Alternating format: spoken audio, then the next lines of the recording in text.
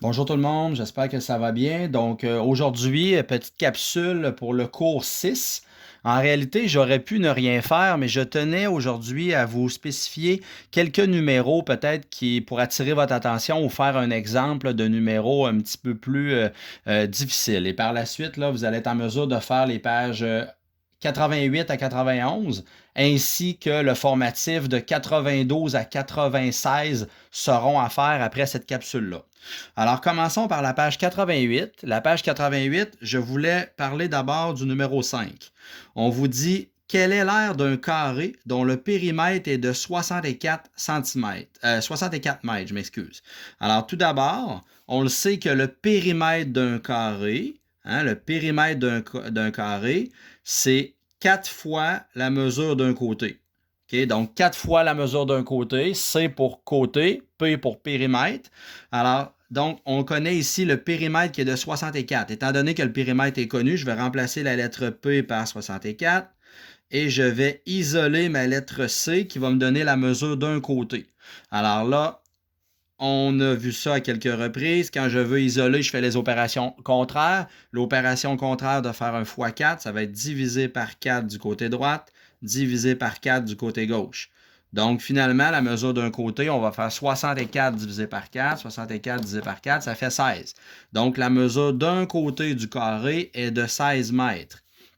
Et là, par la suite, je te demande quelle est l'aire du carré. Bien, un coup que je connais la mesure d'un côté, l'aire du carré, ça va être C à la 2.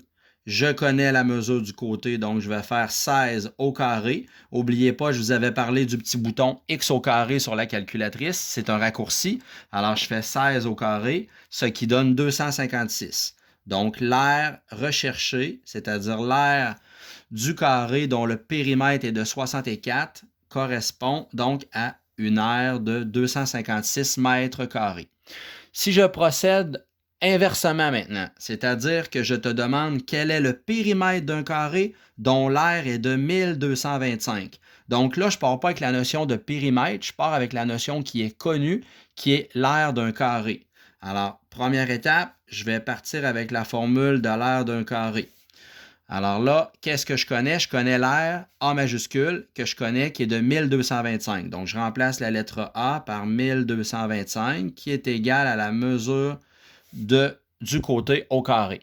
Et là, on l'avait vu lors de mes capsules 1 à 4 du cours numéro 5. J'avais discuté avec vous que l'opération inverse d'élever au carré, qu'est-ce qui annule un au carré? C'est la racine carrée. Alors, pour connaître la mesure du côté, je vais simplement faire la racine carrée de ce bord-là. Ici, la racine carrée et le haut carré vont s'annuler.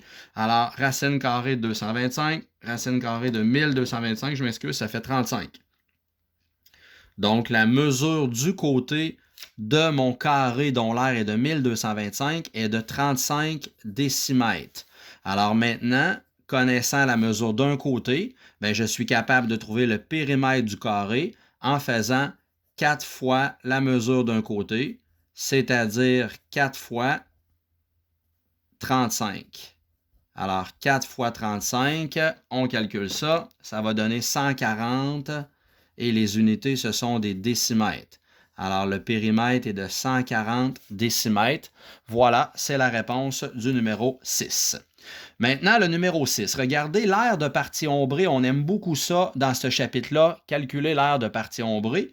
Et j'avais déjà discuté de ce sujet-là avec vous. Il ne faut pas oublier que c'est comme si on voulait mettre du gazon partout sur le terrain, excepté dans ce carré blanc-là et dans ce carré blanc-là. Donc, c'est toujours l'aire de la plus grande surface et on soustrait les carrés blancs. Ici, la difficulté, regardez, les figures blanches sont des carrés. Alors, c'est très bien mentionné que c'est des carrés. La difficulté, c'était de trouver les dimensions de chacun des carrés. Or, on voit bien que en hauteur, il y a 2 carrés en hauteur qui forment la distance totale de 22 cm. Ce qui veut dire que ce carré-là, ici, la mesure de un côté, comment je vais faire? Je vais faire 22 cm divisé par 2, donc ça va me donner 11 cm. Et le carré qu'il y a là, qui est la même dimension, puisque il rentre 2 carrés de hauteur dans 22 cm. Donc, j'ai pris mon 22, je l'ai divisé en 2, ce qui veut dire que ça va être 11 cm également ici, la hauteur de ce carré blanc-là. Alors, finalement, comment je pourrais faire cet exercice-là? Bien, tout d'abord, je ferai l'aire de mon rectangle. On n'oublie pas, on fait les démarches complètes. Alors, l'aire de mon gros rectangle, c'est base fois hauteur. C'est-à-dire, la base, c'est une mesure de 34 et la hauteur, c'est une mesure de 22.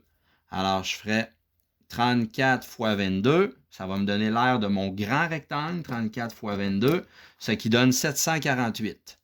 748 cm². Donc, 748 cm². Maintenant, pour connaître l'aire, étape numéro 2, je vais faire l'aire de mes 2 carrés blancs. Donc, l'aire de mes 2 carrés blancs, qu'est-ce que je vais faire? Je sais que la mesure d'un carré, l'aire d'un carré, c'est C à la 2. Et comme j'ai 2 carrés blancs identiques, je vais multiplier par 2. Donc, la mesure d'un côté, c'est 11. Alors, un côté de mon carré, c'est 11. Donc, je vais faire 11 au carré, ce qui donne 121. Puis 121 fois 2, ce qui donne 242 cm². Donc, l'aire de mon grand rectangle était de 748. L'aire de mes 2 carrés blancs que je dois enlever, c'est 242. Alors, finalement, l'étape numéro 3, l'aire de ma partie ombrée, sera obtenue par une soustraction. Donc, je dois faire 748 moins 242, ce qui me donne 748 moins 242, ce qui me donne 506. Alors, l'aire de ma partie ombrée serait donc de 506 cm². Maintenant, dernier numéro. Alors, dernier numéro, je vais faire un petit numéro à la page 89 rapidement. Alors, à la page 89, qu'est-ce qui est important? C'est qu'est-ce que je voulais spécifier avec vous? C'était le numéro 10. Alors, le numéro 10, c'est important de le compartimenter de la bonne façon, c'est-à-dire de le couper en figures connues. Alors, moi, ce que je vous suggère de faire, c'était de faire l'aire d'un losange qui est de couleur jaune, l'aire du parallélogramme qui est en bleu, l'aire du triangle qui est en rose et l'aire du rectangle qui est en orange. Et là, on additionne toutes ces mesures-là après ça et ça va nous donner l'aire totale de cette figure décomposable-là. Donc, ici, pour le losange, si je commence avec le losange, nous avons l'aire du losange qui sera égal à quoi? C'est toujours grande diagonale fois petite diagonale divisé par 2. La grande diagonale ici, c'est la mesure de ce sommet-là jusqu'à ce sommet-là. Donc, c'est la mesure de la grande diagonale et elle est extérieure. Je vous l'ai donné, là, la longueur de ça ici, je l'ai donné ici, c'est de 16. Alors, je vais faire 16 multiplié par la petite diagonale qui est 12 et on divise par 2. Alors, je pitonne ça. 16 fois 12 divisé par 2, ce qui donne 96. Donc, 96 cm² serait l'aire de mon losange, la partie jaune. Ensuite, si je prends mon parallélogramme, alors l'aire de mon parallélogramme, c'est-à-dire la section de couleur bleue, eh bien, la formule, c'est base fois hauteur. Et là, moi, qu'est-ce que je connais? Je connais déjà la longueur de la base. Et pour connaître la longueur de la hauteur, regardez qu'est-ce que je vais faire. La hauteur est toujours, on n'oublie pas, on abaisse une perpendiculaire. À partir du sommet, on abaisse sur la base une perpendiculaire parce que la base et la hauteur sont toujours perpendiculaires. Et là, comment je vais faire pour savoir ça? Bien, je connaissais la grande, ici, là, je connaissais la grande diagonale de mon losange qui était de 16. Alors, j'ai juste à faire 16 divisé par 2, ce qui veut dire que la moitié de la grande diagonale, ici, c'est 8. Alors, ça me donne la hauteur de mon parallélogramme qui va être 8.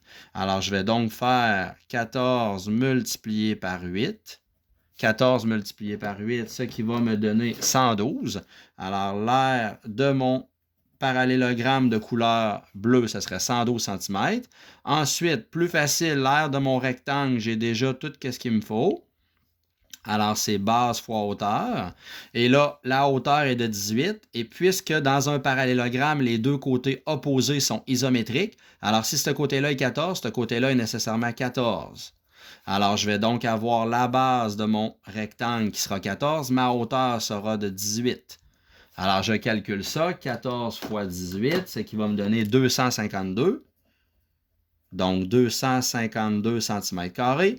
Et finalement, l'aire de mon triangle de couleur rose. Alors, je connais, si ça c'est 18, les côtés opposés dans un rectangle sont égales, sont isométriques. Alors ça va être 18.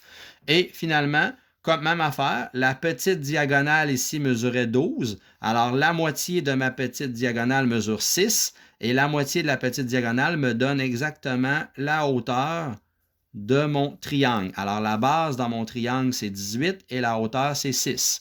Alors, je vais faire base fois hauteur divisé par 2, c'est-à-dire 18 fois 6 divisé par 2. Je pitonne ça. 18 fois 6 divisé par 2, ce qui donne 54. Alors, 54 cm² serait l'aire de mon triangle. Et dernière étape, l'aire totale de ma figure décomposable. Qu'est-ce que j'ai juste à faire? Je vais faire 96 plus 112, j'additionne toutes mes sections, plus 252, plus 54. Alors, j'additionne ça, ça va me donner l'aire totale. Donc, 96 plus 112, plus 252, plus 54. Je m'excuse, ici, mon barbeau, c'est 252, là, je m'excuse. Alors, ça donne 514. Donc, l'aire totale de cette figure décomposable-là, c'est 514 cm². Alors voilà, c'est des précisions que je voulais apporter sur les pages 88 à 91. Donc là, vous êtes en mesure de faire la page 88 et 91, les numéros que je n'ai pas fait avec vous lors de cette capsule numéro 6, de cette capsule de mon cours 6. Et par la suite, je vous invite à faire le devoir qui est la page 92 à 96, c'est un formatif. Et évidemment, je vais tout donner les réponses sur Classroom prochainement. Merci beaucoup. Bye bye.